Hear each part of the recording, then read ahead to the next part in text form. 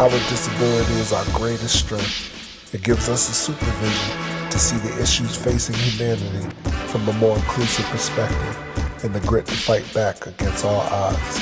Welcome to Super Adaptables, the More Than Walking video podcast discussion.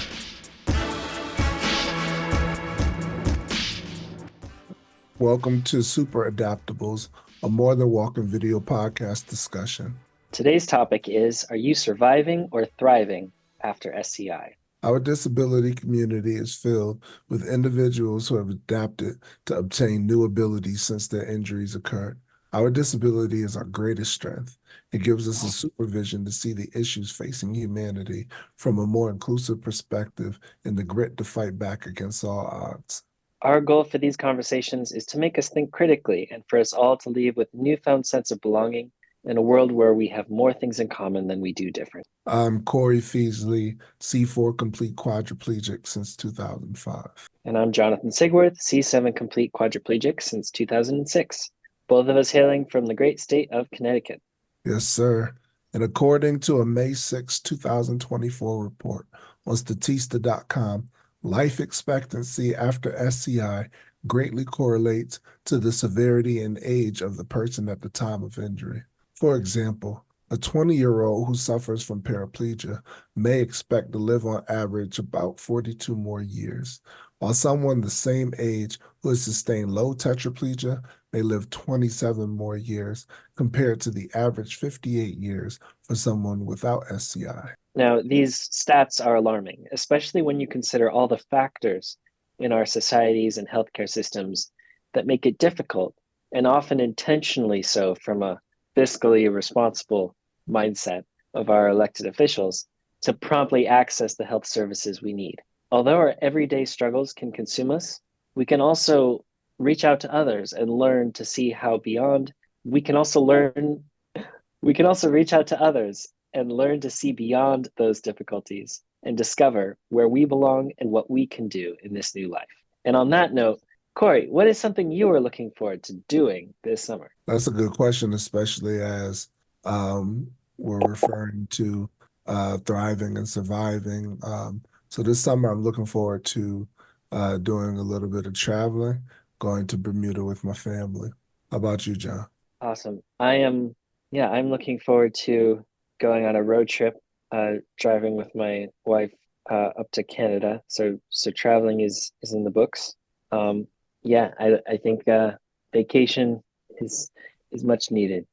Yeah, definitely, especially the whirlwind year that we've experienced, especially when it comes down to some of the things that you've been a part of, a great part of getting past here in the state of Connecticut. And we just want to mention that, just recently, two bills have been passed here in the state of Connecticut. One of them is the first of its kind, which is SB 308, which ensures the timeliness of wheelchair repairs, and also HB 5200, which requires places like walk-in clinics to have more accessible medical equipment like scales, exam tables for those of us who are in wheelchairs and have disabilities.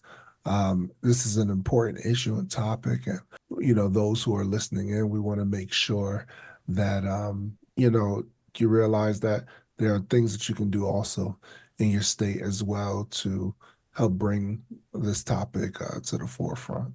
And with that, we want to welcome the other Super Adaptables with us today. As we call on you, say hello, your name, where you're calling from, your disability, and briefly, what are you looking forward to doing this summer? We'll start with you, Anne. Hi, my name's Amber Reese. I'm tuning in all the way from the 203 Bridgeport. And what I'm looking forward to this summer is starting school in late August and just enjoying the little bit of summer that I have to do things I haven't done. And I have spastic cerebral palsy. Awesome. And do you mind sharing what you're going to school for? Media and production and public speaking.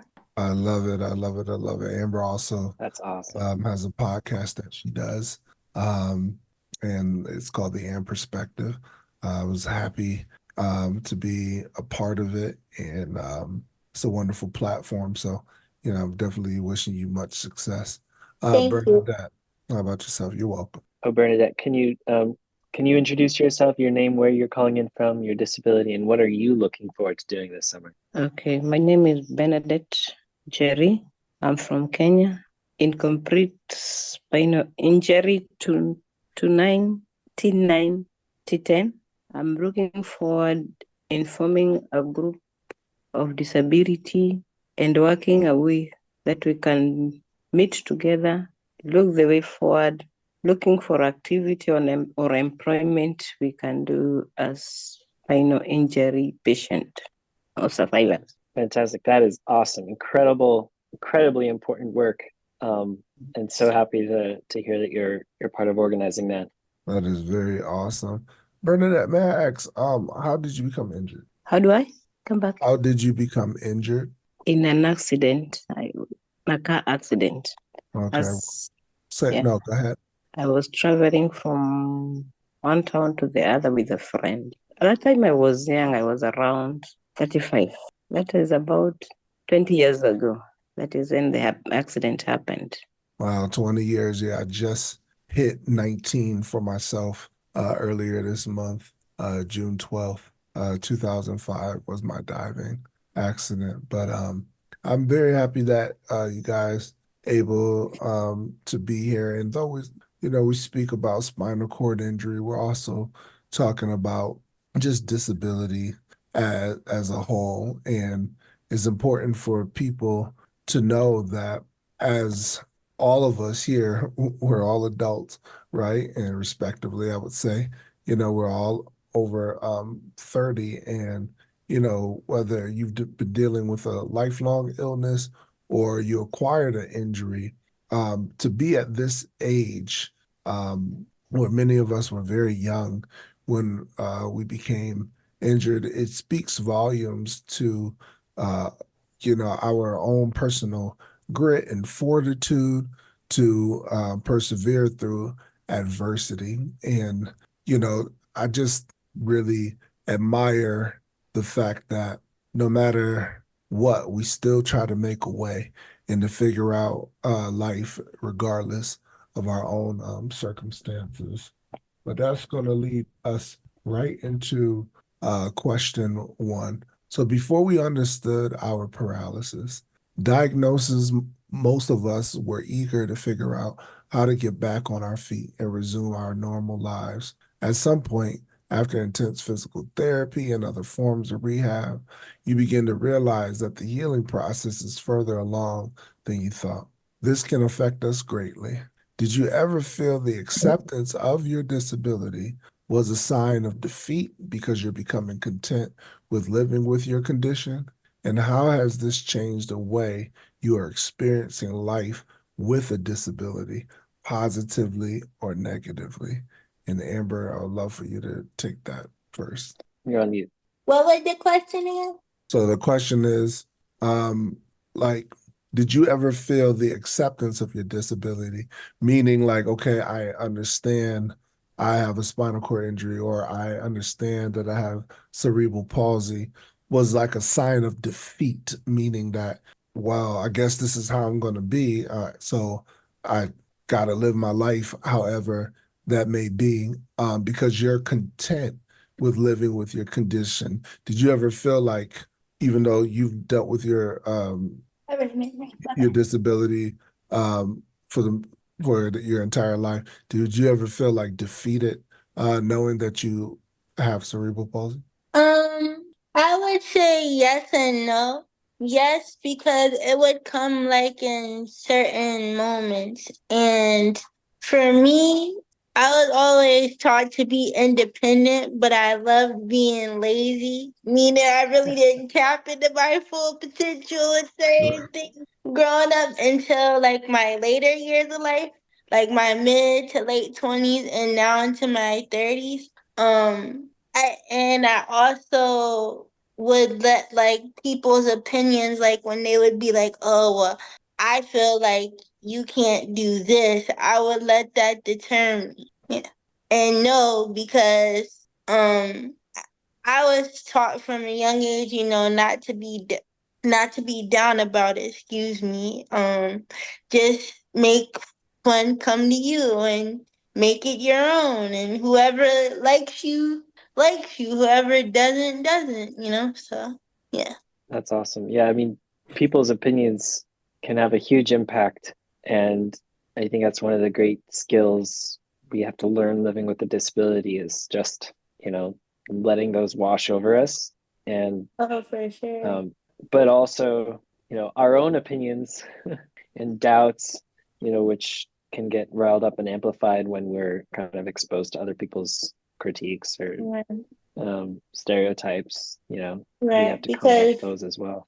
I mean, number one, like stereotype that, especially for women or even, a man with a disability, they'll be like, well, you can't have kids. And it's like, why? Well, because, you have cerebral palsy. Someone has to help you. Like, so I feel that you're, how you feel about yourself is how you feel. Like, whatever you feel in your heart that you can do, it's up to you. If you can't do something, there ain't nothing wrong with asking for help. But me, I prefer being independent, and if I really need you, I'ma call you. Wow. Yeah, no, I agree with that. I know, like you said, that was like my first instinctive thing. Like when I got hurt, I was like, man, I'm not gonna have kids. And it exposed like my own ignorance and I don't want to say bias, but my own assumptions about the people in the disability community, right? I'm like, yes, I'm not gonna have kids, especially because I didn't know anybody with a physical disability like this, right? And so, you know, being worried about that made me feel like, okay, I survived, but now how am I going to go on without doing one of the things that I've desired to do since I was a child? I've always wanted to have kids, right? And you're right. Like if you start to understand some of the tricks and trades of the craft, for lack of better term of disability, you learn how to navigate it really. And for the record, how many kids you got, Corey? Man, it feel like 40 sometimes.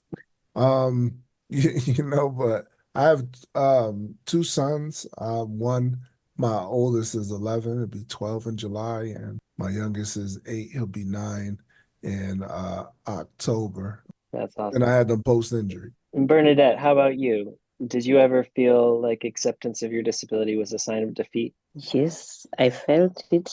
It happened to me when I already had 3 kids. So when it happened to me, it was hard. I'm an instructor. I used to go to school to teach. So when it happened, I was almost not ready to go back to work. I was not comfortable being out of on a wheelchair. I stayed almost for a whole year before my doctor advised me to go back to work. So with my kids at that time, they were very young, so they also had difficulty not understanding why not I was doing my usual duty. Before I adapted to working and coming back to life, going back to class, it was difficult. But when I accepted myself and I was ready to move on, it was easier for me. My kids could now understand and move around with me. So acceptance was the best thing for me because first I could not imagine going back to class on a wheelchair. I was ashamed of going back. But when I was advised and counseled to continue working, the learners were very much welcoming. So I thought they will not accept me as an instructor. They looked down upon me, but when I went back to work, they were really ready to help and accept me as their instructor. That's awesome. And I remember when we talked about your story previously, one of the things that you had to do, correct me if I'm wrong, was you had to separate yourself a lot from a lot of Yeah. community that you previously had because of those negative attitudes Yes. that were dominating. Yeah, that is true. Here in Africa, we have that negativity after the disabled person. Okay, there are those feeling that sometimes it's not normal to be a disabled person. People don't look at it as a way of life, so you have to stand firm for them to accept you and move on. Because if you coil yourself into your cocoon, the support is not there. You have to work hard to survive. And also, as Cody was talking about the treatment, here in Kenya, you have also to look for your way. The medical is not that good. So most of the time you find the people who have injuries succumb because of poor medical. There are very few people who access treatment. With the spine, treatment is expensive. So, and with the poor medical, if you don't access it, it's not easy to survive. So for like me as an instructor, okay, the insurance came in, but not in full. I have to cough in from my pocket. So that is one of the things which is really much affecting people with disability. Kenya. Yeah. There's some of the most basic rehab processes that we have in almost every city, every state here in the States it's so difficult to find in many parts of the world. And that's when we hear about Elon Musk, one of the richest people in the world, coming up with a new way for to use your brain to use a computer mouse. I think to myself, well, can we get some basic treatment and some good rehab in all the rest of the world before we start developing these extra redundant technologies? But in kind of on this similar note, Bernadette, oh, I lost my thought. Come back to me. I forgot. No problem. I was thinking about what Bernadette was saying, just as far as culturally, and we talked about this on a previous podcast about this kind of pervasive mindset of society that kind of doesn't give us room to thrive because people are dismissive. So it's whether you're in Kenya, you are in California, you are in Japan, you could be somewhere in Europe. There are maybe like slight variations on how people are treated or how there is access to medical services and things that we need that are pertinent to our survival. It's made awfully difficult, and it seems like it's been like that since the beginning of time. I don't know, what your opinion is, John, on that, like in terms of like where do we get the nerve or the audacity to block what people with disabilities potential can be, whether you acquire the injury or if you have a lifelong illness? So I think it's two things. One, if you're not disabled, it's the inconvenience to yourself or everyone else. Why spend all this money? Why invest all these resources for the benefit of a few people in our community? And then the other thing is there's so much rooted out of fear, I think, that lets people, whether it's through religion or whether it's through stigma or something else, to feel like people deserve what they got. I mean, this happened to me earlier this month. I was walking in the mall and a woman came up to me and she's like, "Oh, can I talk to you?" And I'm like, "Oh no, what is this?" And she said, "Oh, well, God's going to bless you next Tuesday. There's gonna be a miracle." I'm like, "Oh no." And I go to share with her how blessed I feel being in a wheelchair and how my spinal cord injury has actually opened up the door to the work that I'm currently doing, the peer mentoring, my perspective, and my advocacy. I'm helping pass laws in Connecticut that are helping a lot of people, thousands of people, and I'm like, no, this is great. And she said, "Oh no, no, you're mistaken. This all disability, all of this is caused by a curse." And so it's that mentality that like this thing has to be tied to something bad.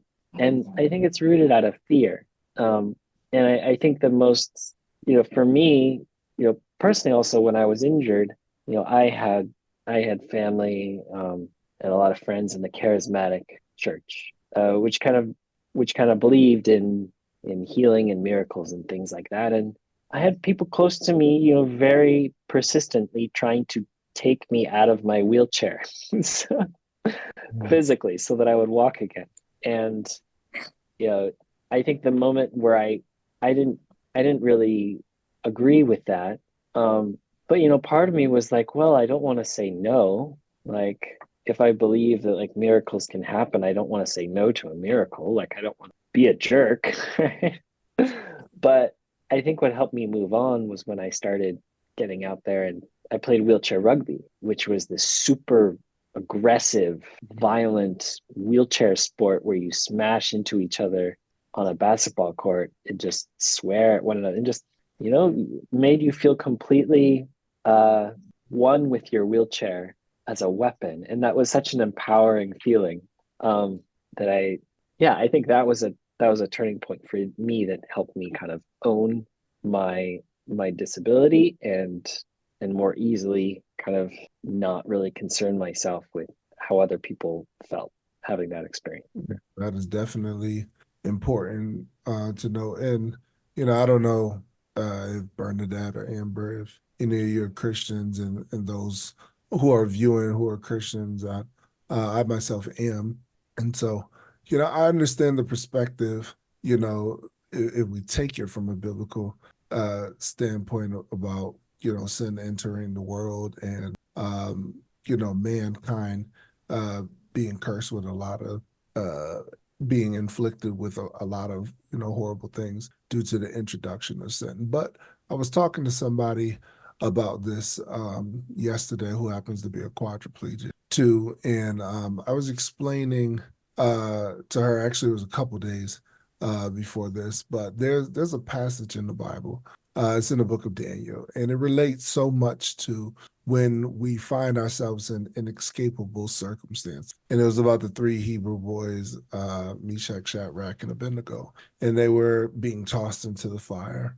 And they say, even if our God does not deliver us, he's still God, right? So, you still have life, you still have purpose, regardless of something miraculous happening. In fact, I see that, even through our disabilities, there are sometimes more miraculous things that happen the way that we are being used by God. Like John, you pointed out, because of your being in a wheelchair, your perspective has opened up. You have greater empathy for your fellow man. You're able to help pass those legislations because your perspective is no longer tainted because you don't fit in with the norm per se, but you're showing people, hey, this is the norm. And I think that's important. And like Amber alluded to earlier, she's going to school.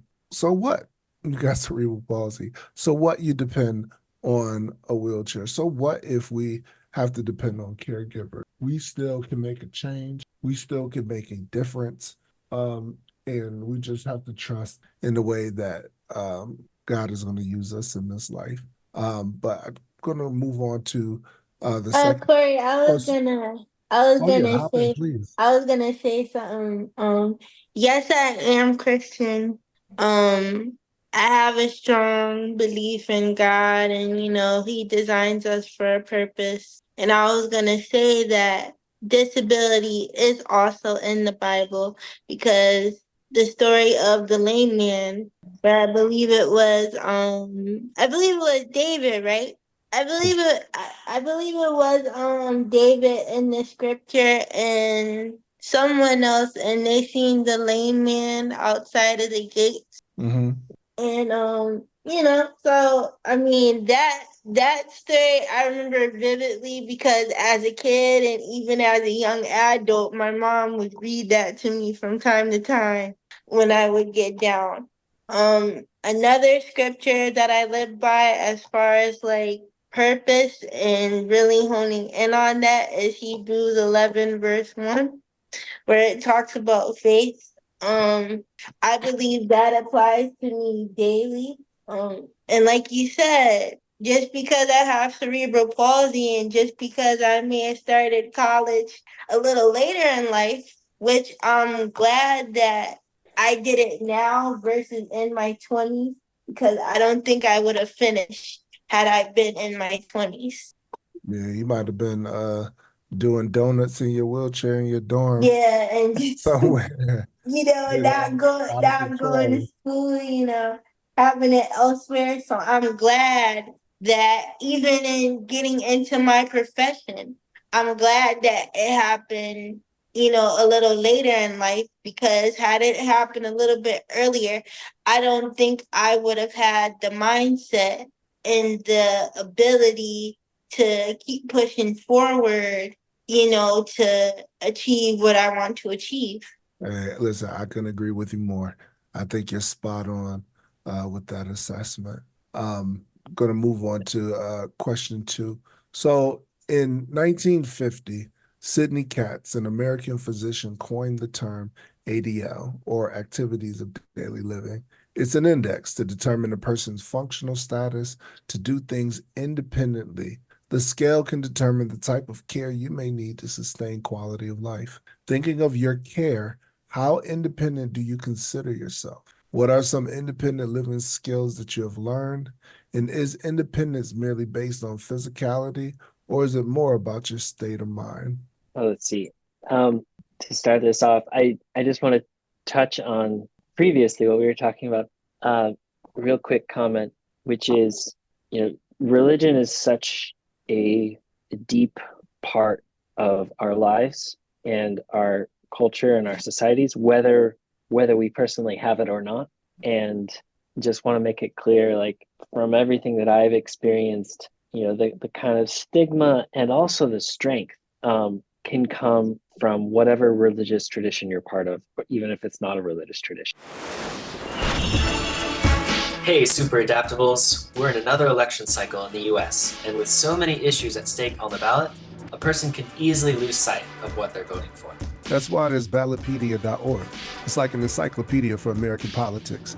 You can look up trustworthy, unbiased information on past and present elections, from your local municipalities up to the presidency, to find out where candidates stand in terms of their policy position. So, if you want to know what's going on in today's political world, check out ballotpedia.org and stay informed. Democracy is important, but ask yourself, what would it be without the people? Every 4 years, the political season opens up and millions of citizens come out to vote. Your vote matters, but in order to exercise that right, you have to do one thing first, and that's register. Vote.gov is the official website of the U.S. government, where you can find a comprehensive guide on what you need to know and do if you want to make your voice heard. So don't wait any longer. Visit vote.gov today to register.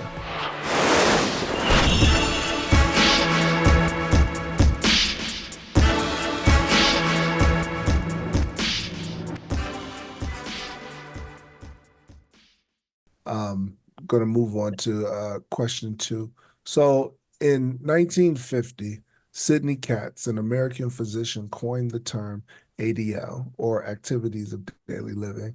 It's an index to determine a person's functional status to do things independently. The scale can determine the type of care you may need to sustain quality of life. Thinking of your care, how independent do you consider yourself? What are some independent living skills that you have learned? And is independence merely based on physicality, or is it more about your state of mind? Well, let's see. To start this off, I just want to touch on previously what we were talking about. Real quick comment, which is, religion is such a deep part of our lives and our culture and our societies, whether we personally have it or not. And just want to make it clear, like from everything that I've experienced, the kind of stigma and also the strength can come from whatever religious tradition you're part of, even if it's not a religious tradition. I think it all has to do with, and maybe I can tie this into the independence as a state of mind part of it. And then it all comes down to like, what's your value as a human being? Where do you get your value from? Who do you believe when they say you are valuable, you are loved, or you are not? And for many of us, that can come from our faith communities, that can come from our own philosophies, etc., our own experiences. But to decide and to listen to the voices that say, when you go through shit, you become more valuable, not less valuable, because of what gets refined within you, because of what you learn, because of what you can give back to others as a result. And by the way, that those 3 Hebrew guys that got thrown into the fire, they didn't burn up. That's a fact. They didn't burn up. And neither did we. Neither did we, right? So kudos to all of us. So yeah, so independence, state of mind, and I consider myself fully dependent. I know that, the moment I got married, one of the biggest challenges for me was to I've said this before on the podcast, but I had to be more careful with myself. Because I was no longer just responsible for my own health, but if I like fall out of my chair and I break my leg, that just doesn't inconvenience me. That's like my wife has to get out of work. She has to stay with me in the hospital. She has to take, that's more work for her. So I had to learn how to accept my independence and interdependence with the people around me. So that helped me kind of learn a broader definition of what independence meant. And what are some independent living skills that I've learned? Kind of going back to the theme of, when did I feel that I went from surviving to thriving? This is a very American answer, but the day that I could transfer myself into my car and disassemble my wheelchair and put it in the car with me, the idea that I could just go anywhere and, with a vehicle was very transformative. That was also the last like independent living skill that I learned, because it was the hardest. And then everything else, bowel, bladder, dressing, etc., has been good. Doing the dishes was also a really important one.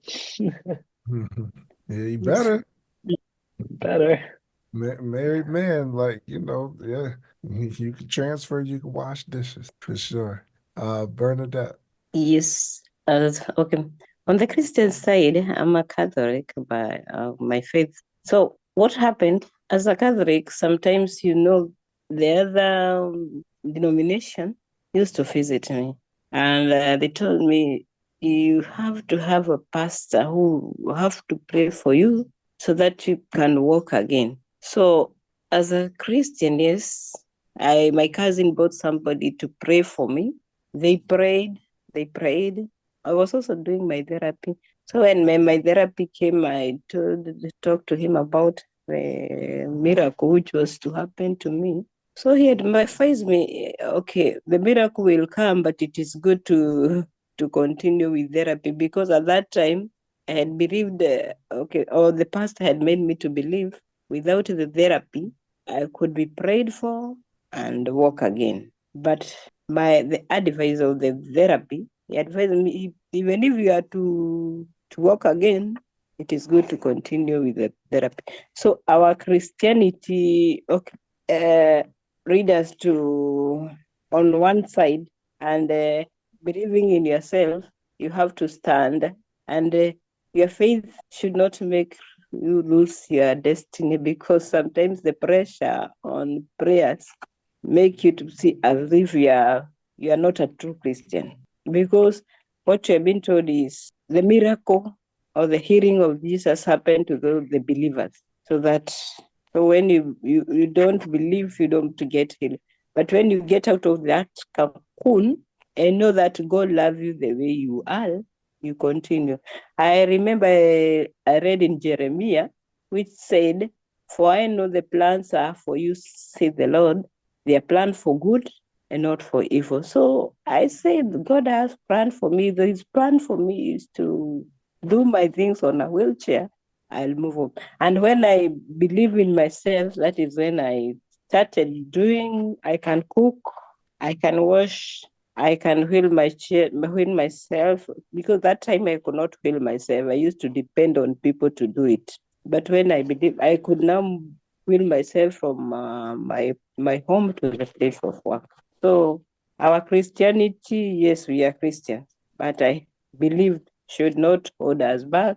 If the God will come on the way as we Christian told, anytime it's a miracle time, it's come, but you have to continue living and not to be held back by our Christianity life, waiting for a miracle to happen. Yes. Amen. It's amazing. Amber, how about yourself? I believe that independence, yes, it is a state of mind, but it's also a part of how I carry myself on a day to day basis. Sorry, it's who I am now. I would say my level of independence, I'm gonna say it's about 50%, because yes, I can do a whole lot of more things than what I was doing basically from the time that I was younger all the way up until my mid to late 20s.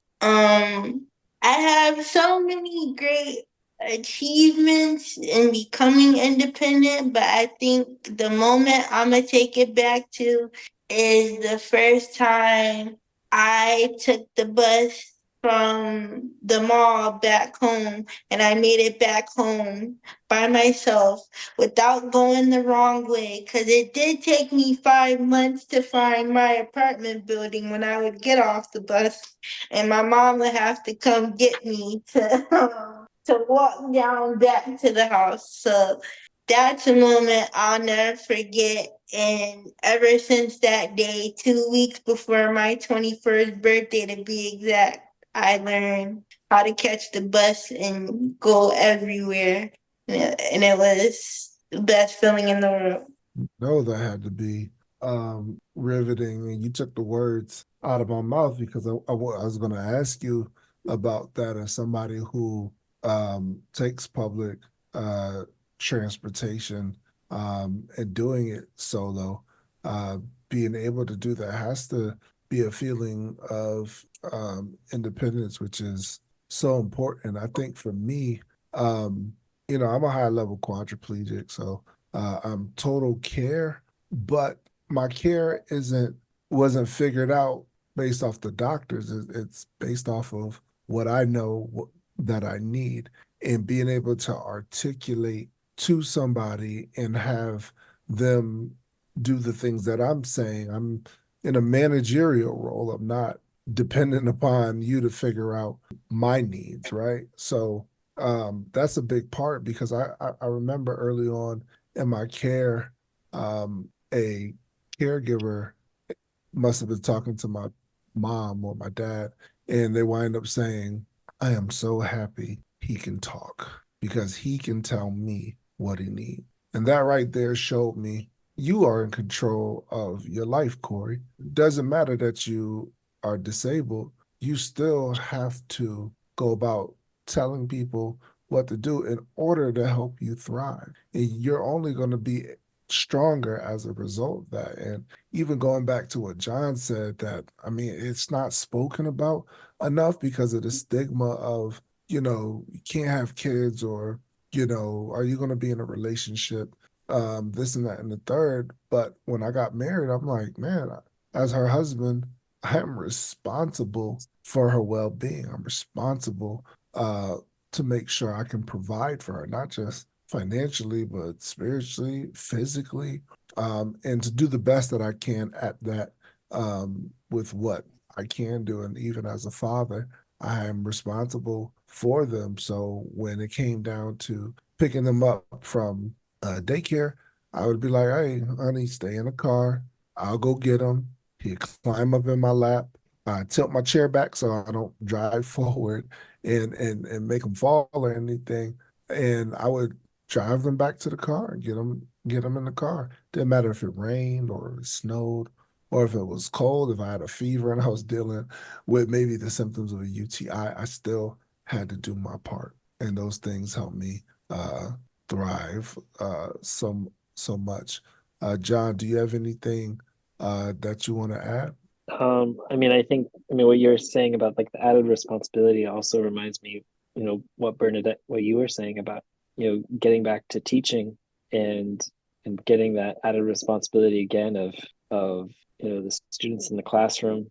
You know, and for me, I think it's absolutely right. Like when you put yourself out there and give yourself that responsibility as an adult, as just a fellow human being, and you start taking that on, that is independence. Like, as I said, independence meaning we have to rely on each other and to be able to say to someone, you can rely on me for whatever I can do, right? Whether if it's I can speak, I can delegate, I can't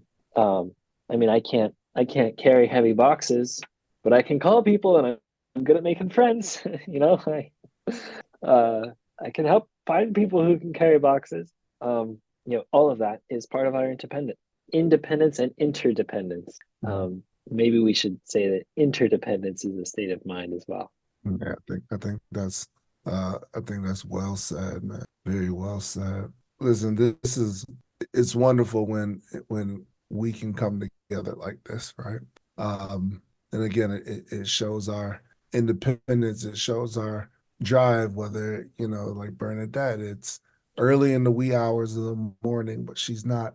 Oh, I'm just going to be so bedridden, and I'm not going to be able to participate. Same thing with Amber, John, and myself. Up in my wheelchair. It's 8:55 sometimes.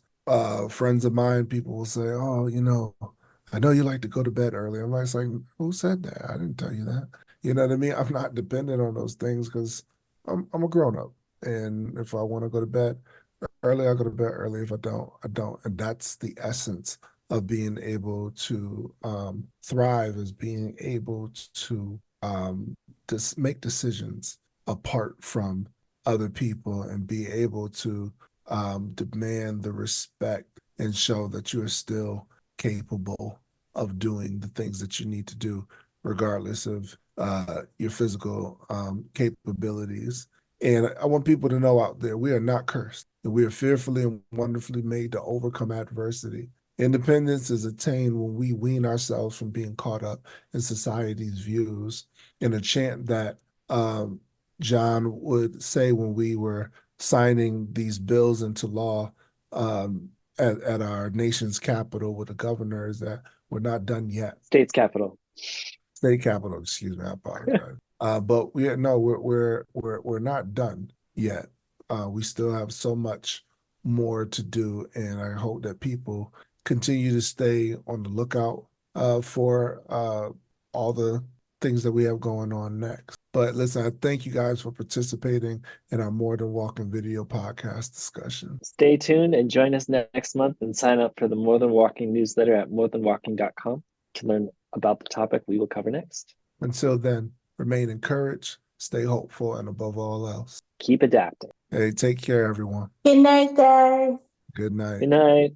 Bye. Enjoy the debate.